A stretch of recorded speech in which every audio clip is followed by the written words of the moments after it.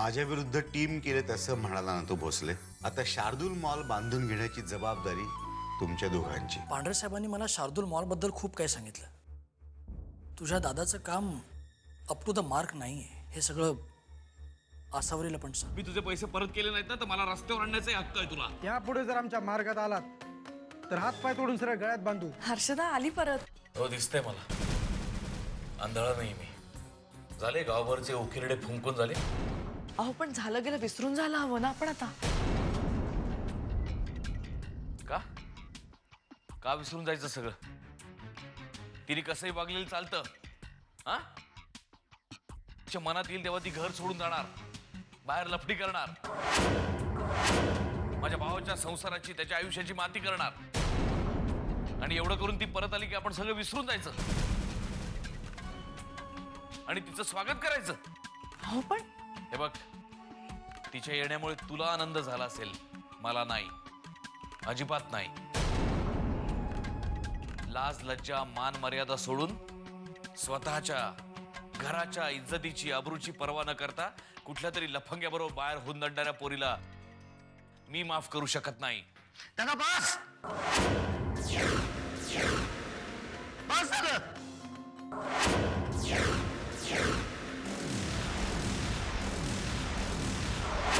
दादा हे विसरू नकोस की हर्षदा माझी बायको आहे.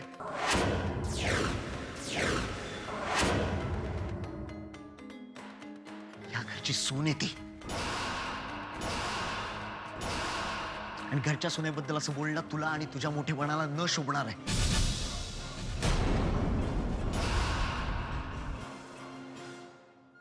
आम्ही दोघे तुला खूप मान देतो, तुझी इज्जत करतो.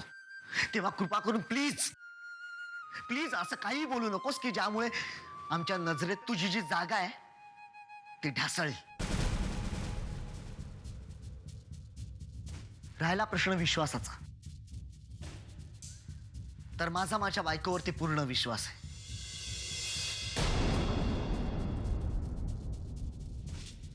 आपल्या घराच्या मान मर्यादेला तडा जाईल असं काहीही केलेलं नाहीये तिने.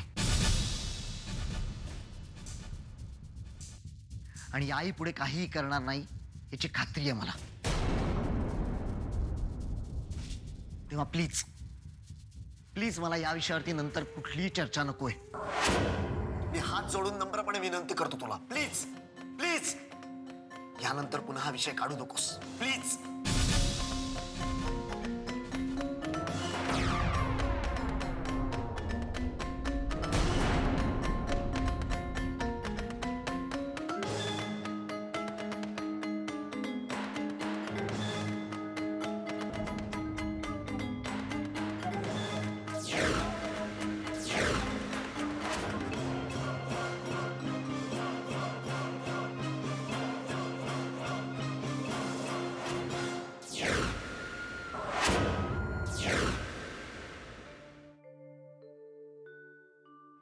संयोगिता, काही हवंय का बाबा? नाही नको. तू झोपली नाहीस अजून? नाही. कसला विचार करतेस एवढा? काही नाही. आठवण येते का सचिनची? नाही, आत्ताच तर बोलले यांच्याशी. अच्छा, म्हणजे त्याचा फोन आला होता. काय म्हणत होता? नागपूरला सगळं ठीक आहे ना? हो, पांढरे काकांनी यांच्या राहण्याखाण्याची खूप उत्तम सोय केली असं सांगत होते. अरे मग तू तरी टेन्शन मध्ये काय आहेस? नाही हो बाबा, टेन्शन कसलं. हे बघ, माझ्यापासून काही लपू नकोस. सचिन काही बोलला का तुला? नाही, काही नाही. मग नाही, बरेच दिवस माहेरी जाणं नाही झालं माझं. दादा, वहिनी, आदित्य, हर्षदा, देवयानी सगळ्यांनाच भेटावं असं वाटतंय खूप. तर काय नाही, उद्या जरा जाऊन यावं का दादाकडे असा विचार करत होते. अगं मग त्यात एवढा विचार कसला करतेस? काय लांब आहे का त्यांचं घर? जाऊन येऊ द्या. हो हे पण बघ, माझी काळजी करू नकोस. वाटलं ना 2-4 दिवस तिकडे राहिलीस तरी काहीही हरकत नाही. नाही राहणार नाही मी. चक्कर मारून येते उद्या. जशी तुझी इच्छा. आता जाऊन झोप, रात्र बरीच झाली. तुम्ही झोपा लवकर.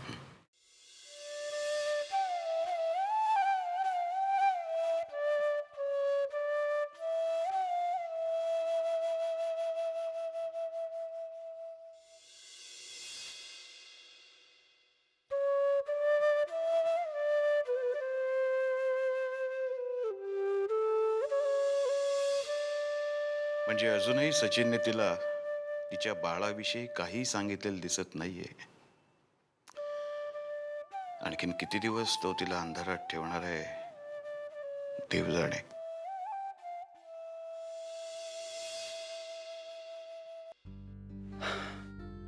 धनाजीची भेट झाली असती तर बरं वाटलं असतं.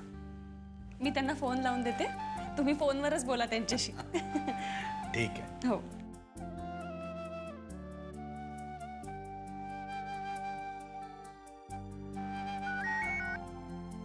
हॅलो. हॅलो बाबा, नेहा बोलते. हा बोल बोल. अहो तुमचे मित्र आले आहेत घरी आणि तुम्ही घरी नाही. कधीपर्यंत येत आहे? हो मित्र. हा हा हा. रघुनाथ आला काय? हो. बरं तुम्ही मुंबईहून कधी परत येत आहे? हो ते काय अर्जंट मीटिंग लागली म्हणून थांबावं लागलं. मग आता एक काम करा, मला नका सांगू हे, तुमच्या मित्रालाच सांगा. अहो काका रागवलेत तुमच्यावर. दे दे त्याला फोन दे फोन दे. हो बोला. हॅलो. हा रघुनाथ. काहून राहिला का माझ्यावर? अरे मी तुला इथे भेटायला आलो आणि तू घरीच नाही ना बे.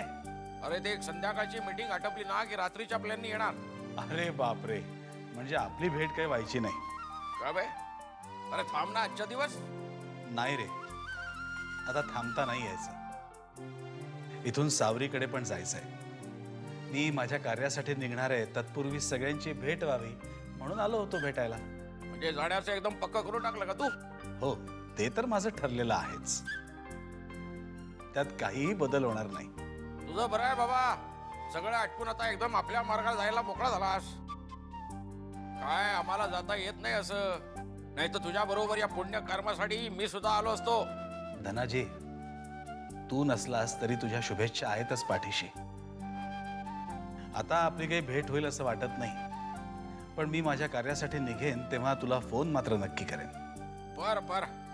तुझ्या या ज्ञानदानाच्या कार्यासाठी माझ्याकडून भरपूर शुभेच्छा. धन्यवाद. बर, मग ठेवू फोन. बर बर बर.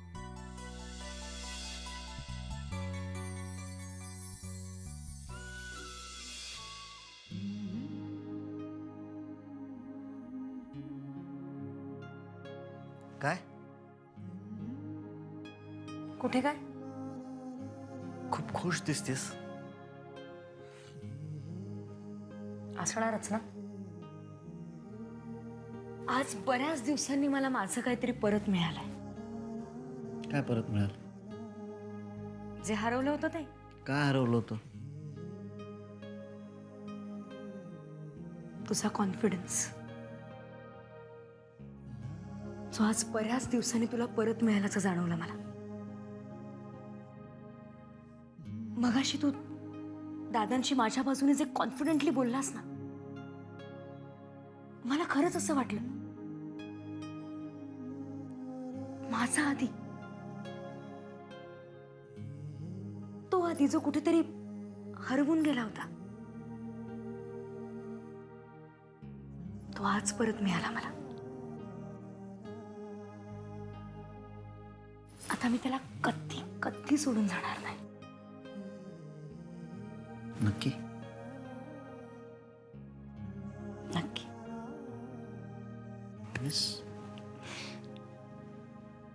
Promise. Ashada, I love you. I love you. I love you too.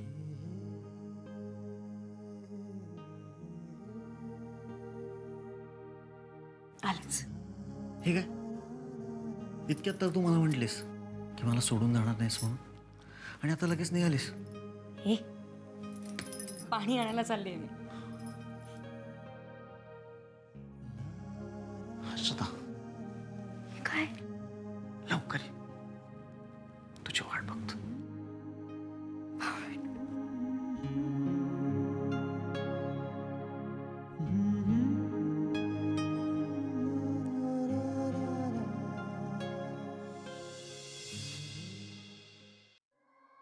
अहो तुम्ही जर ऐकता का माझं? तिची नाडी बांधायची अक्कल नाही, मला शहाणपणा शिकवतोय. पण काय चुकलं त्याचं? आता त्यांच्यामधलं भांडण मिटलंय, सगळं सुरळीत चाललंय. मग आपण परत सगळं कशाला उकरायचं? कारण त्याशिवाय तिला तिच्या चुकीची जाणीव होणार नाही म्हणून. तिच्या हट्टी स्वभावामुळे झालंय हे सगळं. अरे माझ्या भावाच्या संसारावर लाथ मारून गेली होती ना, मग कशाला आली परत? आणि हा मूर्ख बेअक्कल साला तिचा कान पकडून तिची कान उघडणी करण्याच्या ऐवजी मला मला अक्कल शिकवतोय, माझ्याशी उलट बोलतोय, मुजऱ्या करतोय माझ्याशी.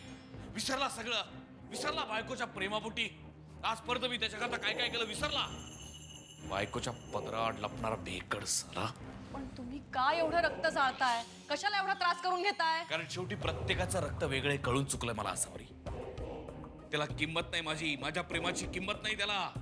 कारण रक्त वेगळं ना आमचं. हे बघा, आणि तू तू त्यांच्याच बाजूने बोल. नाही नाही बरोबर आहे, रक्तच वेगळं साल.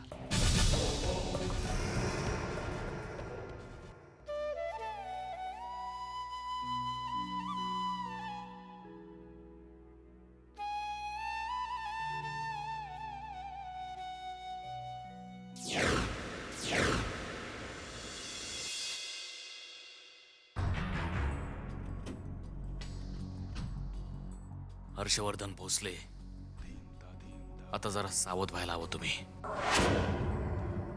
आता तर आदित्यला पण पंख फुटले. तो पण तुमच्या विरोधात बोलायला लागला. आणि असंच जर होत राहिलं तर हे सगळे एक होतील आणि तुम्हाला एकटं पाडतील आणि वाट लावतील तुमची. तुम्हाला रस्त्यावर आणायला कमी करणार नाहीत. लक्षात ठेवा भोसले, हे घर आदित्यच्या नावावर आहे आणि तुमचा बिझनेसही आता रसातळाला जाण्याच्या मार्गावर आहे. या सगळ्यातून तुम्हाला जर कोणी वाचवू शकत असेल तर फक्त एकच व्यक्ती, शारदा. हो शारदा, कारण तिच्याजवळ पैसा आहे. तुम्ही तिच्याशी भांडून चूक केलीत हर्षवर्धन भोसले. कारण या सगळ्यांना वठणीवर आणायचं असेल तर तुम्हाला फक्त पैसा हवा, जो तुम्हाला शारदाच देऊ शकते. फक्त शारदा. शारदा.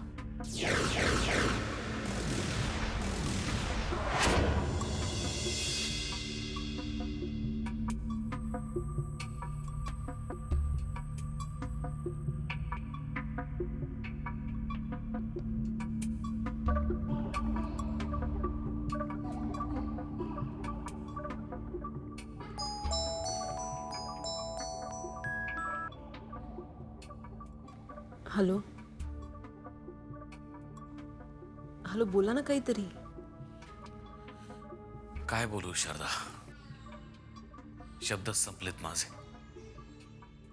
आता किती वेळ आणि कसं तुला सॉरी म्हणू तेच कळत नाही मला. अहो पण शारदा, मला काय होतं मला खरंच कळत नाही. मी सगळ्या जगाचा राग तुझ्यावरती काढतो, चिडतो, तुझ्यावर ओरडतो. पण मला मला खरंच राग आला ना की माझा कंट्रोल नाही राहत स्वतःवर. आणि मग मी आय एम सॉरी शारदा. तुलाही कधी कधी कंटाळा येत असेल या सगळ्याचा, राग सुद्धा येत असेल माझा. पण काय करू मी, खरंच माझा कंट्रोल नाही राहत स्वतःवरती. It's okay Harsh. जरी साऱ्या जगाचा राग तुम्ही माझ्यावर काढत असला तरी साऱ्या जगापेक्षा तुम्ही माझ्यावर जास्त प्रेम करता, हे माहिती आहे मला. आणि आपण त्याच्यावरच जास्त रागवतो ज्याच्यावर आपण मनापासून प्रेम करतो. पण तरी शारदा, मी तुला जे काही बोललो ते तू मनाला लावून घेऊ नकोस प्लीज. हर्ष, मी ते कधीच विसरली. कारण मला आता त्याची सवय झाली. हर्ष, तसाही तुमचा राग ना पाण्याच्या बुडबुड्यासारखा असतो. लगेच येतो आणि लगेच फिरतोही.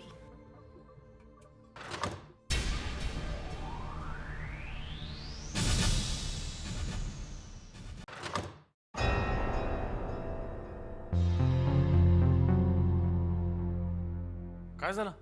हं? काय झालं शारदा? नाही, तुम्ही गेल्यापासून मला असं वाटतंय की इथे कोणीतरी आहे. काय? हो, तुम्ही गेले आणि मगासपासून मला असं वाटतंय की माझ्या घरापाशी कुणीतरी घुटमळतंय. तुझ्या आजूबाजूला घुटमळणार माझं मनच असेल Sharda.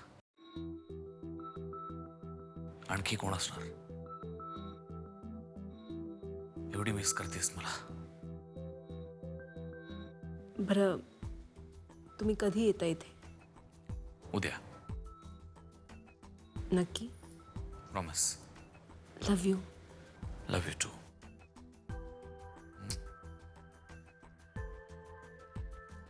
Bye. Good night. Good night.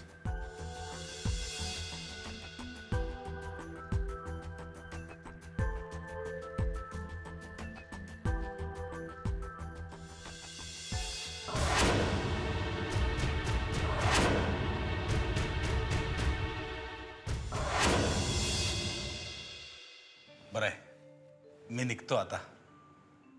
धनाजीची भेट झाली असती तर खूप बरं वाटलं असतं. तुम्ही आज संध्याकाळपर्यंत थांबला असतात तर. नको ग, इथून सावरीकडे जायचं आहे, तिथून मग परत आष्टीला जाऊन सगळी तयारी करायची आहे. आता मला थांबायचा आग्रह करू नकोस. बरं, तुम्हाला माझी एक गोष्ट ऐकावी लागेल आता. कोणती? हा मोबाईल ठेवा तुमच्याजवळ. नेहा, मी मोबाईल वापरत नाही, माहिती आहे तुला. काका प्लीज, हा ठेवा तुमच्याजवळ, जेणेकरून आम्हाला हवं तेव्हा आम्ही तुमच्याशी बोलू शकू. प्लीज एवढं ऐका. ठीक आहे. काळानुसार माणसाला बदलावं लागतं हे ऐकलं होतं, पण आज प्रत्यक्षात अनुभवतोय. मला असं वाटायचं की या मोबाईल फोनमुळे माणसाला कुठल्याही गोष्टीची उसंत मिळत नाही, पण आता ही माणसाची गरज बनलीये.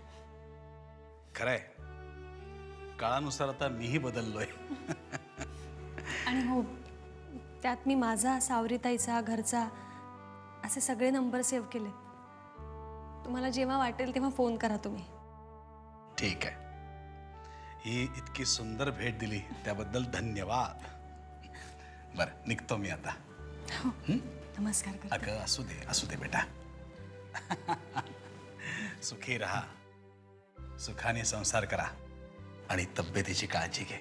हो, आणि तुम्ही सुद्धा तुमची काळजी घ्या. हो, आणि मधनं फोन करत चला. जरूर नक्की करीन.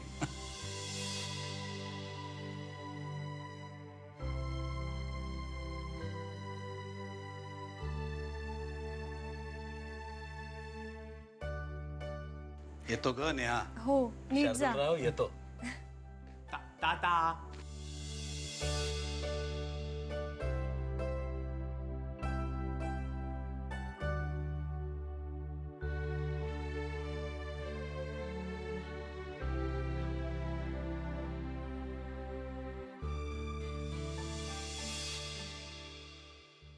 मे I come in sir? Good morning sir. कधी आलात नागपूरहून? काय काम काय आहे? नाही, आपलं सहज विचारलं. म्हणजे तुम्ही तिकडे धनाजीरावांच्या सुनेला भेटायला गेला होतात ना. आता काय ती तुमची मेवणी चांगला पाहुणचार झाला असेल नाही? पाहुणचार झोडायला गेलो नव्हतो मी तिथे, कामासाठी गेलो होतो. आणि असल्या फालतू गप्पा मारणारी माणसं मला माझ्या ऑफिसमध्ये नको आहेत. Sorry sir. यापुढे माझ्याशी फक्त कामासंदर्भात बोलायचं. फुकटच्या गप्पा मला जास्तीत ऑफिसच्या बाहेर जाऊन मारायच्या आणि मग परत आत यायचंच नाही. कळलं? Yes sir. Get lost.